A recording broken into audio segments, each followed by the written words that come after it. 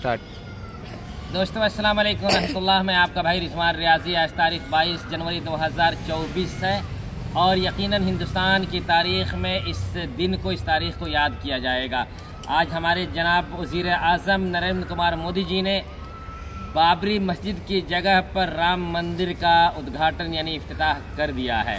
पूरी दुनिया देखती रह गई और मुसलमान अपने हुकूक़ की लड़ाई लड़ते रह गए, लेकिन बहुत ही सियासत के साथ जजों के को अपने मैनेज करके फैसला ले लिया गया कि राम मंदिर को बनाया जाएगा और बनाया भी गया। आपको बता दें कि राम मंदिर की तारीख़ जो भी रही हो, लेकिन बाबरी मस्जिद की तारीख़ यह है कि मीर बाक़ी ने 1528 ईस्वी में उसकी तामीर की थी और ये फ़ैसला सुप्रीम कोर्ट के जजों ने माना है।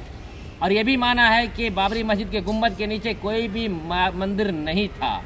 ये भी माना गया है कि 23 और 22 दिसंबर 1949 को जो मूर्तियां रखी गई बाबरी मस्जिद के अंदर, ये गैर कानूनी था। और ये भी माना गया है कि बाबरी मस्जिद को तोड़ करके राम मंदिर को तामीर नहीं किया गया।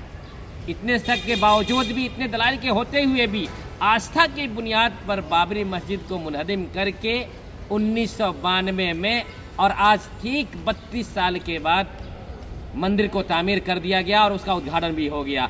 कितने लोग वहाँ पर गए और कितनी सियासी पार्टियाँ गईं और कितनी ना गईं, सबों ने अपनी अपनी सियासत की रोटियाँ सेकनी थी, सेकी भी, लेकिन किसी की ज़ुबान में हक की बात नहीं निकली और मंदिर बन गया और वहाँ पर पूजा पाठ भी शुरू।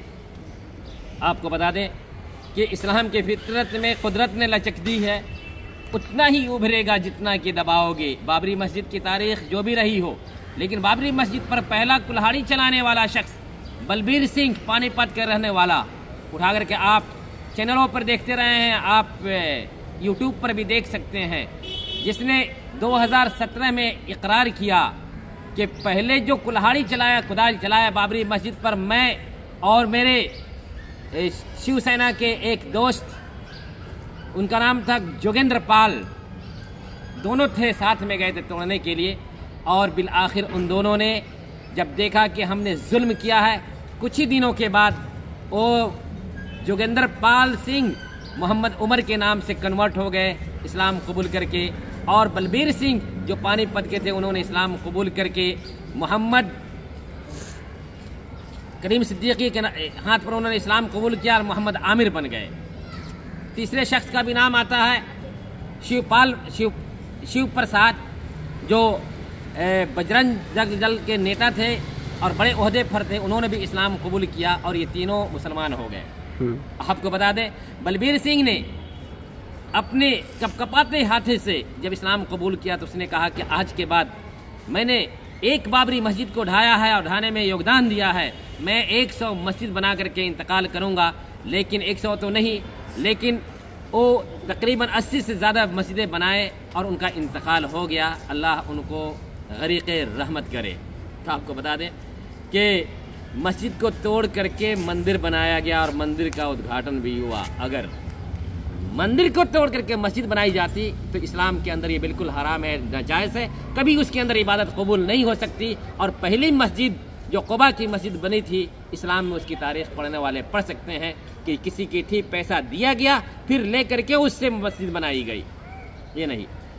तो अब आज का दिन हमारे लिए था, सारे लोग मुसलमान सहमे हुए थे। सहमे हुए क्या थे, अब उतने सहमने की ज़रूरत भी नहीं, लेकिन उन्होंने देखा कि हिंदुस्तान, जो पूरी दुनिया में जमहूरियत का राग अलापता है और कहता है कि दुनिया की सबसे बड़ी जमहूरियत हिंदुस्तान है, लेकिन जमहूरियत में सेकुलरिज्म का ख़ात्मा हुआ और यहीं से एक नए कानून का आगाज़ होता है, तारीख़ का आगाज़ होता है। लेकिन भूलने की ज़रूरत नहीं, घबराने की ज़रूरत नहीं है। ये इस्लाम का नहीं, ये अल्लाह का उसूल, इस्लाम का और अल्लाह का उसूल है।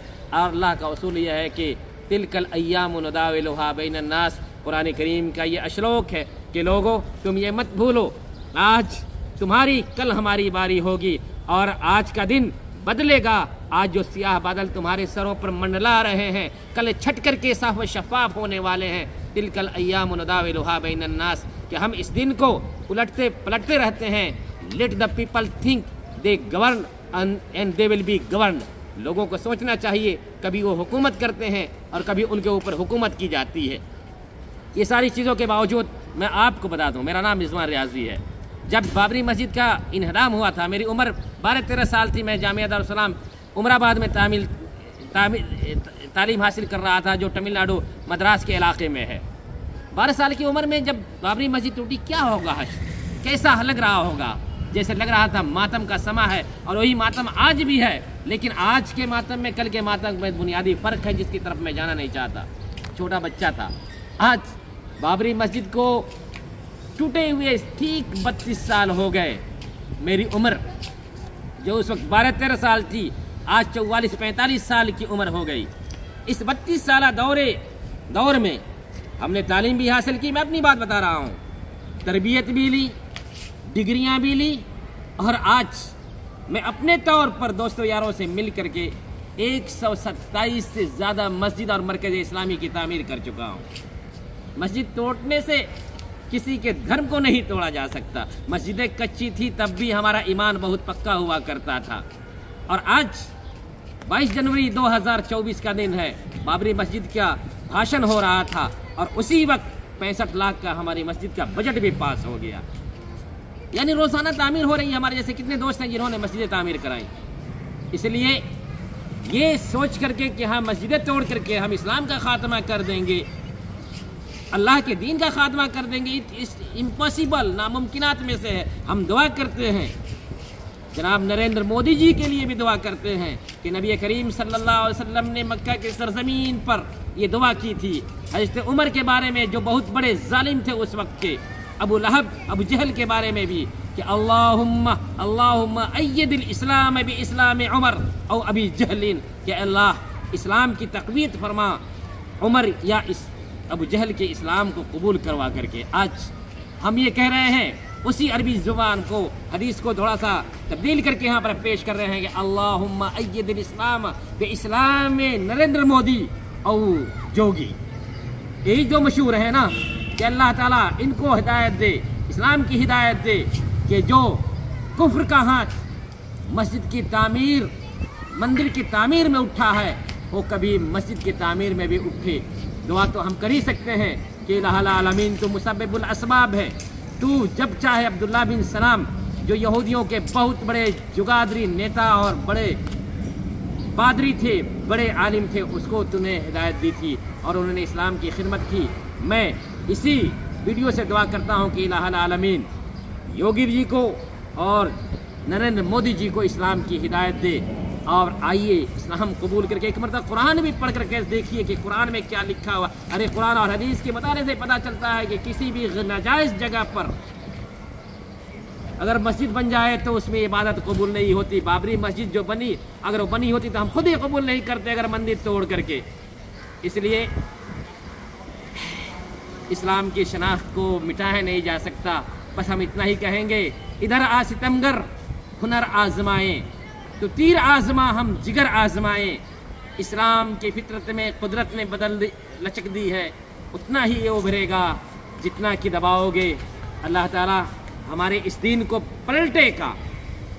और ये वादा है परवरदिगार का, जो खालिक के अर्ज़ो समावात है, ज़मीन का खालिक है, आसमान का खालिक है। और फरमाया तिलकल अय्यामु नुदाविलुहा बैनन नास, हम इस दिन को चेंज करते रहते हैं। आज तुम्हारी कल हमारी बारी होगी, जैसे कि कल हमारी बारी थी आज तुम्हारी बारी है। ये भूलने की कोई ज़रूरत नहीं। और ताकत के नशे में, हुकूमत के नशे में कभी भी हक़ व इंसाफ का दामन नहीं छोड़ना चाहिए कि मुल्क इंसाफ को छोड़ करके नहीं चल सकता। और अगर इंसाफ करने वाला हुक्मरान नहीं होगा तो ज़्यादा दिन तक भी नहीं चल सकता है। आपका भाई रिजवान रियाजी, एक मरतबा दिखा दो। हम लोग बना रहे थे वीडियो, यहाँ पर बैठ करके कहा कि आज